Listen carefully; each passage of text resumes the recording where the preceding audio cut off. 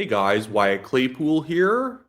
A couple days ago, the National Council of the Conservative Party of Canada announced the general date of the next national convention for the party, which will be in January 2026 in my home city of Calgary.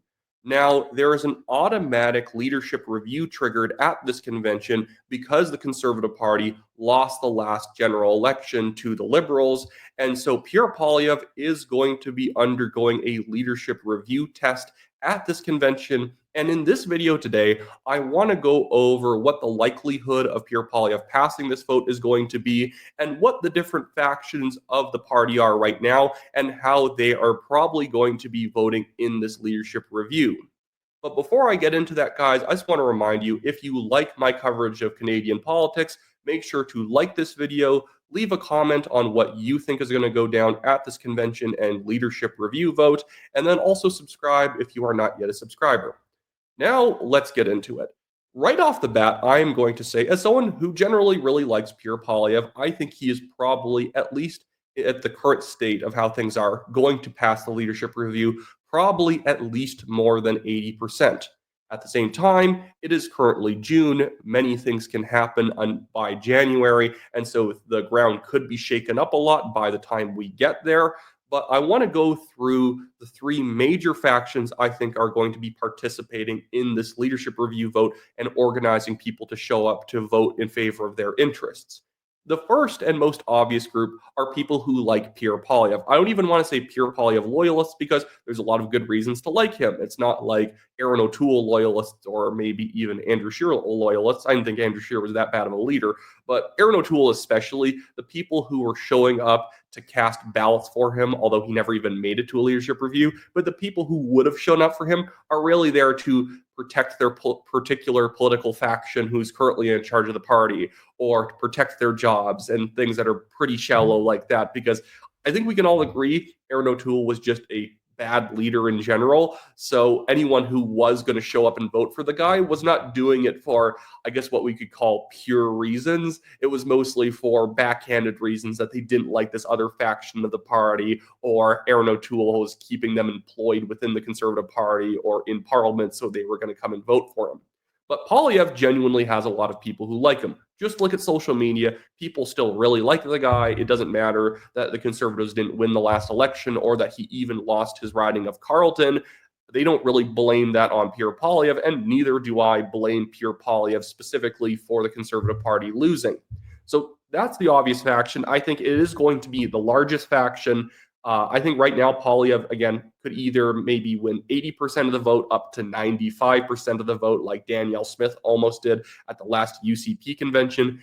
Things are a little bit different when it comes to federal politics or even other provincial parties, because while the United Conservative Party in Alberta lets basically anyone who's a member in good standing buy a delegate pass and show up and vote, in the Conservative Party of Canada and other parties around Canada, what happens is that there's only, I believe, 10 delegate slots per riding, and then I believe the MP of the riding or the riding president also gets an automatic slot. But there's generally 10 votes per riding that could potentially show up to the convention. Not everyone always has time, and sometimes riding delegations only send 7 people or 8, or sometimes only a few, or they often show up with all 10, especially if those ridings are nearby where the convention is being held.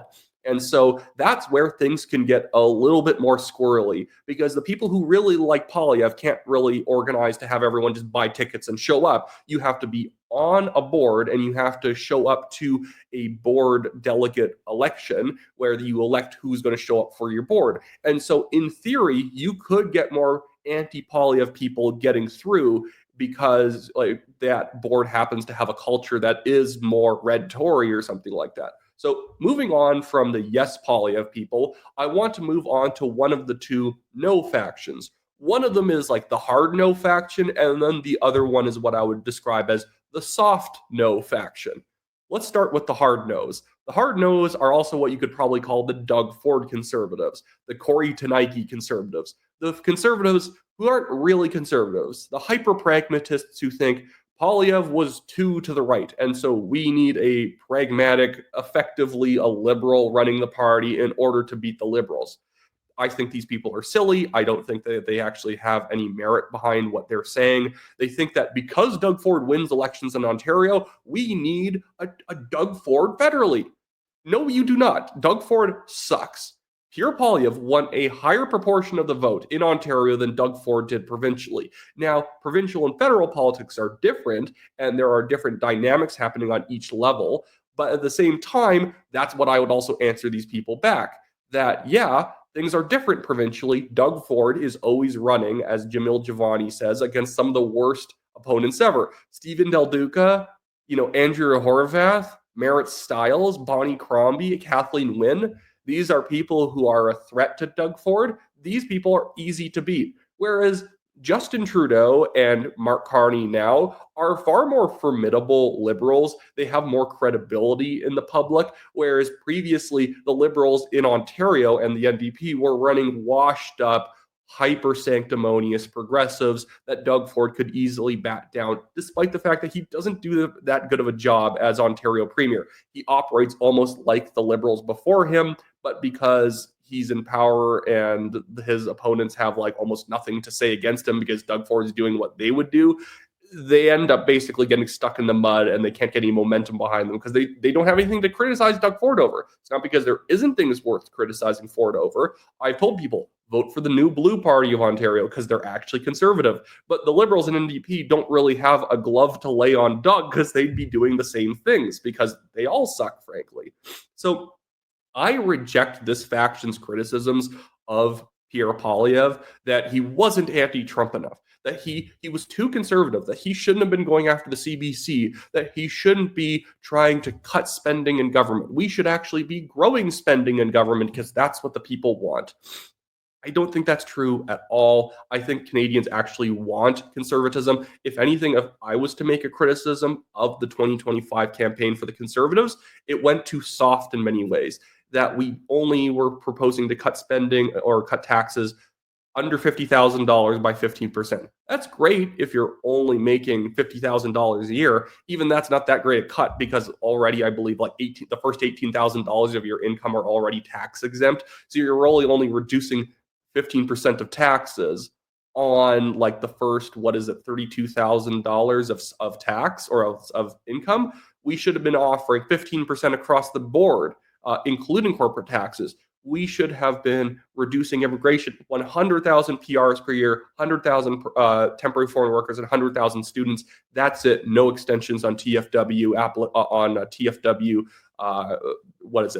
not applications, but permits. If you're a temporary foreign worker, you are temporary. You don't get to extend it past the time that we gave you, and then you can't reapply for another year or two. That would be a really good way of making sure that the country doesn't become overrun with cheap labor from countries where people frankly don't have any standards. So when they show up to this country and they're blowing 90% of their income on food, taxes, and rent, they'll put up with it when a Canadian obviously wouldn't put up with that because that's insane. But these people come from somewhere where that's fine because it's better than where they used to be. So you're competing against someone that you're not on a level playing field with. So that's the Doug Ford Conservatives. They're going to vote no because they're not conservative. They're hyper pragmatic. You're going to get a lot of them coming from places like Quebec, Toronto, metro urban areas who believe that the secret sauce is doing less, being more pragmatic, more like the Liberals. And now let's move on to the third faction, who I'm considering the soft nose, who are people who probably like Pierre Poilievre, but they don't like the HQ of the party. They didn't like how the nominations were conducted. They didn't like how the appointments were made before the election. They didn't like how flat-footed the Conservative Party was when the swap happened with Justin Trudeau. And it is kind of insane that before the election, there were 90 seats. There were 90 ridings in the country that didn't have a candidate. At the same time, the Conservatives were demanding an election. That is what I consider gross negligence. And I can see, I'm kind of like halfway between the yes Poilievre and the soft no Poilievre factions, in the sense I like Poilievre, but I want HQ cleaned up. Frankly, Jenny Byrne needs to be fired yesterday. A lot of other people in HQ need to be fired yesterday. People who have been counseling risk aversion, people saying, oh, don't say this, don't do this. I've literally heard that there was a ban on candidates leaving their own ridings to go help out in other ridings. There was a ban on candidates going to public events or debates or meeting with community leaders unless it was signed off first by the party. And when I say that they were locked in their own ridings, I mean guys who were in safe ridings were not allowed to leave that riding to go campaign elsewhere. Maybe that's not entirely true, but that's what I've heard from people who are very experienced organizers, that guys who were saying, I'm going to win my riding by 70%. Let me go to Edmonton. I'm going to win my riding with 60% of the vote. Let me go to the GTA area. And they weren't allowed to do it. And so what I would love to see in the party is Poilievre stays and a lot of the HQ goes. And I'm pretty sure that that is eventually going to happen here. So I see a lot of the soft no Poilievre people saying, unless Poilievre fixes this, I'm a no. I think he is probably going to end up fixing a lot of these things, because even from his own political perspective of wanting to become prime minister, not in a selfish way, but obviously if you're the leader of a party, you want to become prime minister and make the changes that you want to make.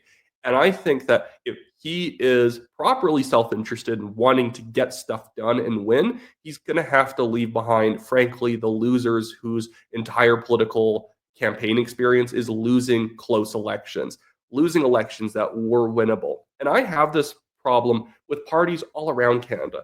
There are so many people in the campaign business who I say they're not campaign managers, they are risk managers. They go around telling you what you shouldn't do. What can you say that's not going to attract any attention? And I always look at these people and think campaigns are the business of getting attention. You need to get attention on yourself so you can say what you want to do. Sometimes you have to be a little controversial. So people say, well, what's that guy all about? And then you can say, well, by the way, I want to cut taxes by 20% across the board. And people are like, well, that sounds good.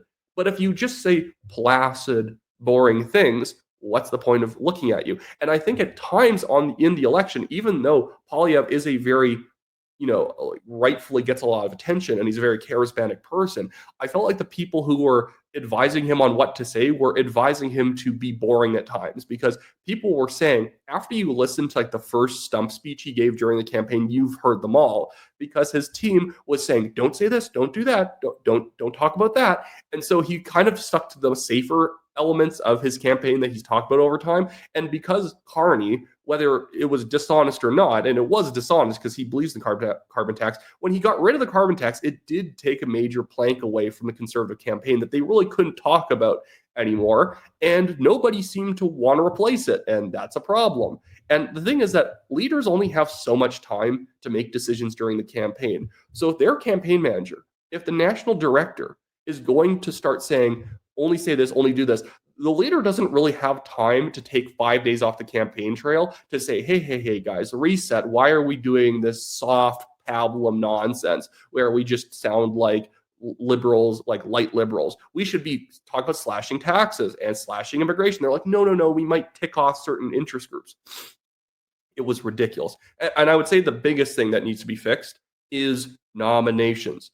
If you are skewing nominations to nominate candidates who are objectively not the best at campaigning because they couldn't have won the nomination on their own, you are going to start dropping a lot of the ridings in the general election. And we saw that. In fact, we saw Hindu Canadian voters, who, by the way, are the second most likely religious group to vote Conservative after evangelical Protestant Christians. They stopped showing up for the Conservatives because pretty much in certain areas like Brampton and Mississauga, almost every single Hindu candidate was just disqualified from the nominations, whereas no Sikh candidate was really kicked out. And, eventually Hindu people are not hyper collectivist where they require a Hindu candidate to be on the ballot for them to show up. They usually don't care. I know tons of Hindu people. They took this personally, and I would say somewhat rightfully so, when literally like a dozen Hindu candidates in your region just get whacked for no reason and nobody can say why. Yeah, you're going to cause a lot of the community not to show up. And whoever was making these nomination decisions, that person should be fired. That person should be potentially prosecuted for basically gross negligence and basically wasting the party's money and time nominating people that were the lesser candidates. This is what happens when you nominate and appoint people who couldn't have won a nomination on their own, and they either needed help from the party HQ or they need their opponents disqualified. You are nominating people who are bad candidates. It's just that simple. I was kicked out of Calgary Signal Hill's nomination, and the guy that certain people in the party wanted to win couldn't even win the nomination still because I told my people to vote down ballot against that person. Then that person, after they still lost Calgary Signal Hill's nomination, was then thrown into the Calgary Confederation nomination. They were just appointed to it the day after the election was called. And that person still lost that riding. And it's like, maybe it's because they're not very good at this. And you shouldn't kick people out like me and others who actually are good at campaigning and good at messaging to the public. But whatever. So going forward to January, I think Poilievre's probably going to pull it out. If I'm making a prediction of what he's going to get in a leadership review, I would say it's probably going to be 88% to 92% in that range. If he does the right things. If people start sticking around HQ, if there's no changes made, if the party kind of goes a little bit too soft on certain policy issues, I could see people getting restless and starting to say, well, can we get something better? I still think he would pass, but if it gets closer, it's going to wound him as leader. And I really don't want to see that happen because I'm looking around and Poilievre was already really good as a leader. I don't even see anyone around who could replace him. So this is the tightrope I'm in. I want changes made in HQ, but I also really want Pierre Poilievre to stick around. But anyways, that's just my thoughts. Give me your thoughts in the comment section below. Subscribe if you're not a subscriber. Like the video, and I will see you guys later.